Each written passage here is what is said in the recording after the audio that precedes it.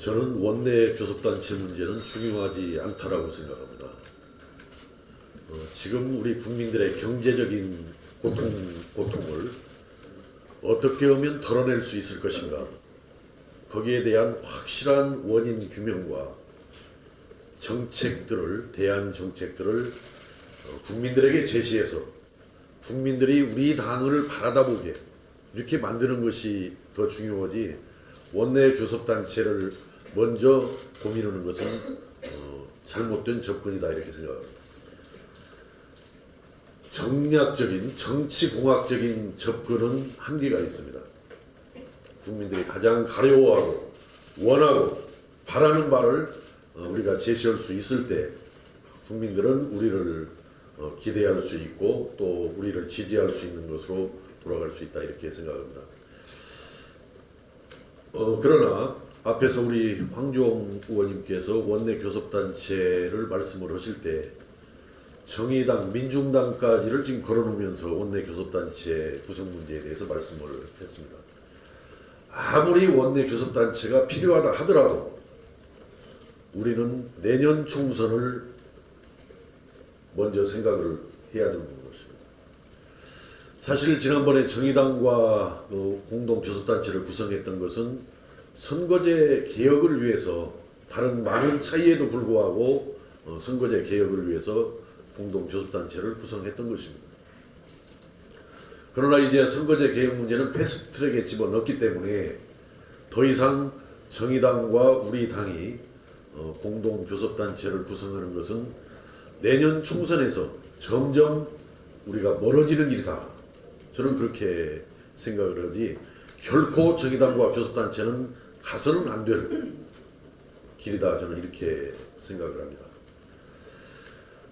교섭단체가 필요하다면 다른 방식의 제3지대 창출을 통해서 교섭단체는 만들어 나가야 됩니다.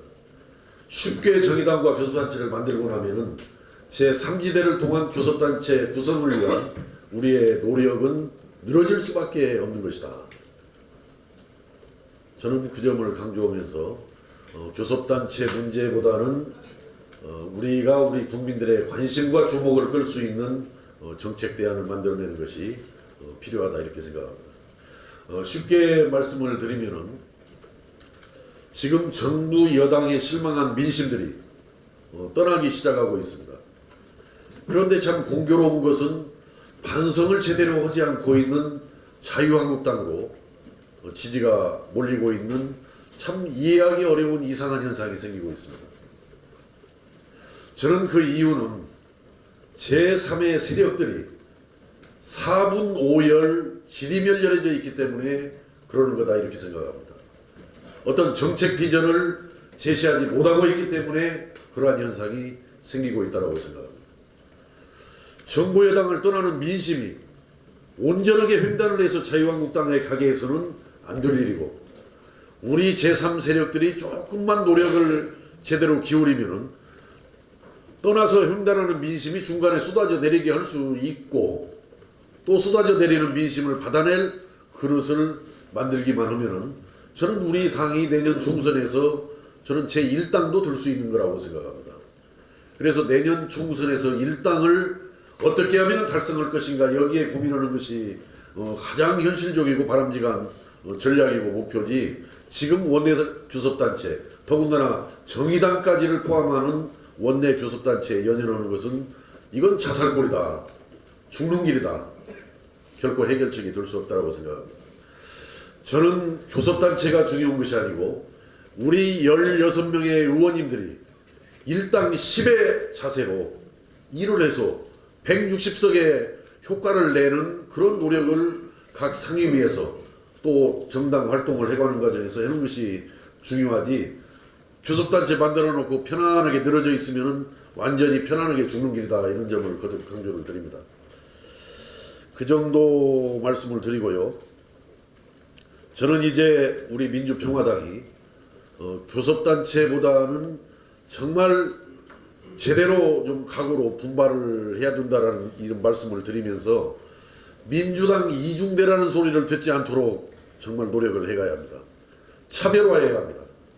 민주당과 차별화를 하고 숫자는 적지만은 확실한 어떤 목표와 정책 비전을 가지고 우리의 존재감을 드러냈을 때 민주당에 떠나는 민심을 우리가 차지할 수 있을 것이다 이렇게 말씀을 드리면서 한 가지 말씀드리겠습니다. 패스트트랙 처리 문제입니다. 저는 지금 이건 반쪽짜리 연동형 비례대표제에 우리가 연연해서는 안 된다고 생각합니다. 만약에 완벽한 연동형 비례대표제로 합의가 이루어지지 않는다면 지방 중소도시의 지역구 축소를 방치할 수밖에 없다라면 저는 이 반쪽짜리 연동형 비례대표제는 절대 처리하게 해서는 안 된다고 생각합니다. 저는 자유한국당까지 끌어들여서 원포인트 분권형 개헌을 이루어내면서 완벽한 연동형 비례대표제로 끌어가는 것, 이게 우리가 가야 할 길이지, 이 반쪽짜리 연동형 비례대표제, 더군다나 특히 우리 지역의 기반이 호남입니다만 호남에서 7석의 지역구 축소가 불가피한 이 방식의 선거제 처리에 대해서는 절대 반대합니다.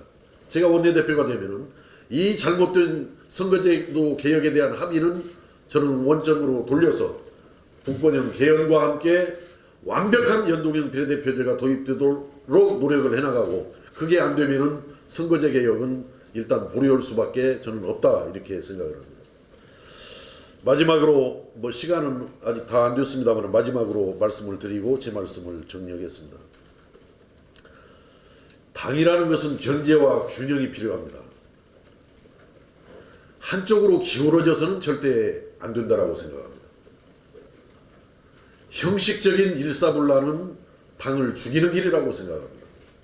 치열하게 토론하고 논쟁하면서 합의를 이끌어내고 그 이끌어낸 합의에 대해서는 전 의원들께서, 전 당원들이 힘을 합쳐서 추진해 나가는 것은 몰라도 당이 어느 한쪽으로 기울어지는 것은 저는 막아야 한다 이렇게 생각을 합니다. 특히 저는 황주용 의원님이 농해수 위원장을 유지한 채 원내대표에 나서는 것은 절대 이해할 수가 없고 동의할 수가 없습니다.